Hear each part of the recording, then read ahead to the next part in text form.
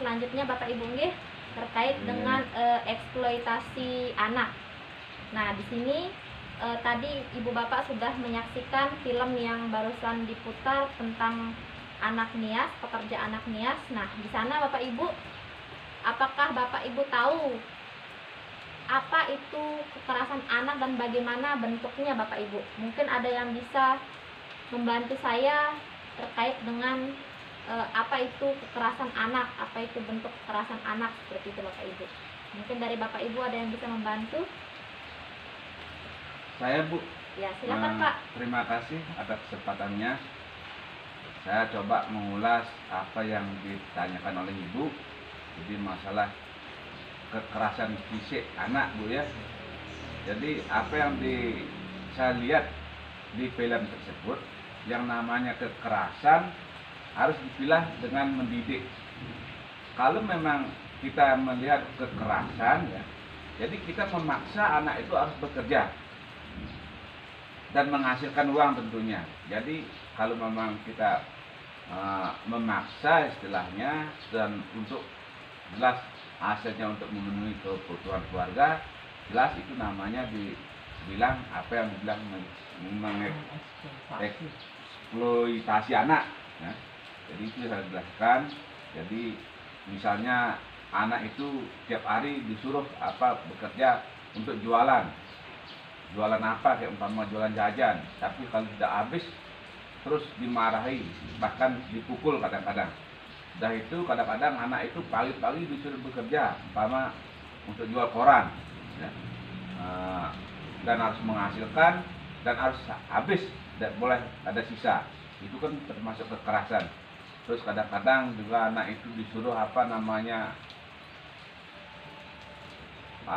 berburuh untuk mungkin masih kecil usianya tidak cocok, terus disuruh berburuh mencuci baju umpama, tentunya harus dengan mengharapkan penghasilan. Nah, itu berupa salah satu mungkin bentuk-bentuk kekerasan fisik terhadap anak ya. Bahkan kalau tidak menghasilkan, pulang-pulang itu bahkan tidak dikasih makan, kadang-kadang dimarahi, dicubit, bahkan dipukul. Itu adalah bentuk kekerasan. Itu yang pertama. Terus kalau yang kedua, yang namanya mendidik itu kan lain. Jadi anak itu disuruh membantu, Dek tolong bantu ini, nyapu ini, bantu ibu untuk merapikan baju, bantu ibu untuk menolong membantu menunggui adiknya. Itu kan namanya mendidik anak, dia tidak terlalu manja dari kecil. Jadi kebiasaan yang seperti itu, rajin membantu orang tua, rajin membantu teman, rajin membantu saudaranya, kan itu akan berdampak baik untuk kehidupan selanjutnya. Nah, itu mungkin saya bisa sampaikan pada kesempatan ini ya. Jadi memang saya pada prinsipnya tidak setuju dengan ada eksploitasi anak ini. Jadi mempekerjakan anak di bawah umur tentunya sesuai dengan apa yang didukung oleh pemerintah. Jadi eksploitasi anak itu tentunya bertentangan dengan undang-undang yang ada. Mungkin itu saja bisa sampaikan, Bu. Ya, baik, bagus sekali Pak. Selanjutnya mungkin ada yang ingin berpendapat terkait dengan seperti apa itu kekerasan pada anak, dan apakah pernah melihat atau mengalami hal yang serupa dengan film yang telah diputar. Ya, terima kasih Bu atas kesempatannya.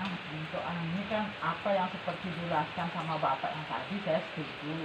Cuma kalau saya punya pendapat sendiri, saya sangat miris anak seusia gitu disuruh bekerja. Karena anak seusia itu kayak waktu didengungkan, kan waktunya dia bermain, belajar dengan teman-temannya. Tapi di satu sisi perlu juga anak itu dididik sedini mungkin, biar dia tahu, punya pengalaman apa yang dirasakan selama ini oleh orang tuanya untuk mencari uang untuk menafkahi anak-anaknya. Tapi bukan berarti kita berhak atau bebas mengeksploitasi anak. Itu saya juga kurang setuju.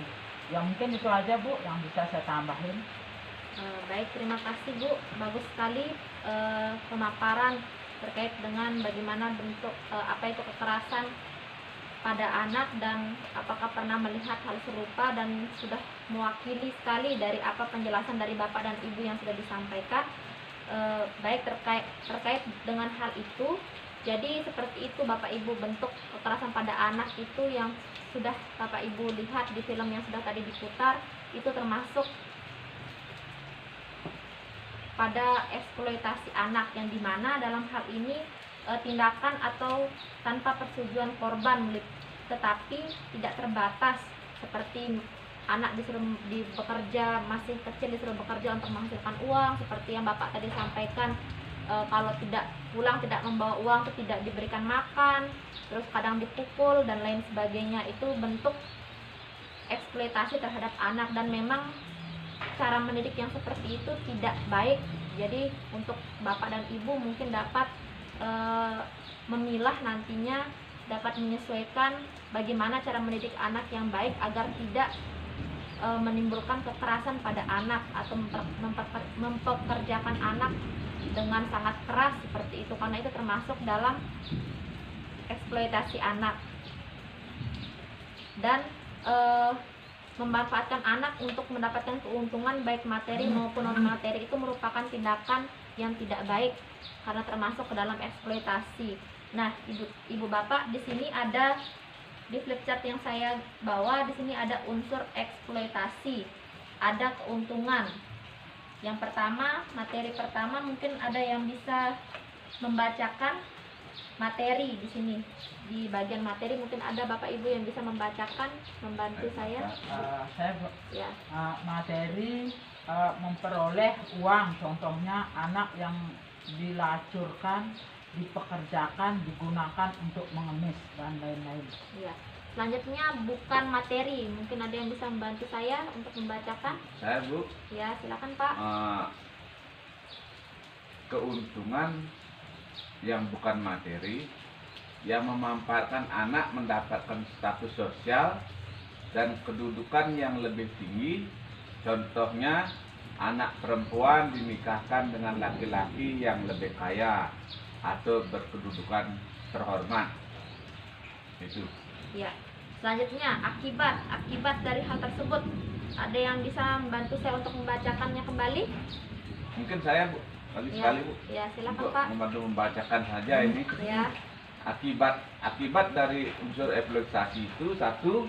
Anak jadi putus sekolah. 2. Perkembangan fisik anak menjadi terganggu. 3. Menjadi penakut, murung, menarik diri. 4. Anak terkena penyakit menular seksual atau HIV. Ya. Yang kelima, tidak punya masa depan, dalam kurung kehilangan cita-cita. 6. Anak berpotensi mengulang kembali eksploitasi yang dialaminya. 7. Anak kehilangan percaya diri. 8. Anak dapat terluka atau sakit-sakitan, bahkan celaka. 9. Anak tidak punya waktu bermain lagi. 10. Anak stres atau tertekan. 11. Anak terpisah dari keluarga, dan lain-lainnya. Ya. Seperti itu Bapak Ibu ya, unsur-unsur eksploitasi. Di sini ada materi dan bukan materi, dan ada pun akibat yang disebabkan dari hal eksploitasi tersebut, seperti itu. Jadi saya harapkan untuk Bapak Ibu sudah membaca dan mendengarkan dari unsur eksploitasi ini, sehingga nantinya Bapak dan Ibu dapat menerapkan hal ini dalam kehidupan sehari-hari, baik itu dalam keluarga maupun di lingkungan. Jadi karena tindak kekerasan itu memang sangat marak sekali terjadi di lingkungan kita. Jadi untuk meminimalisir hal tersebut, jadi kita sebagai warga negara yang baik harus dapat mempelajari, memahami, serta dapat mengaplikasikan apa yang sudah kita sharing pada sore hari ini untuk dapat diaplikasikan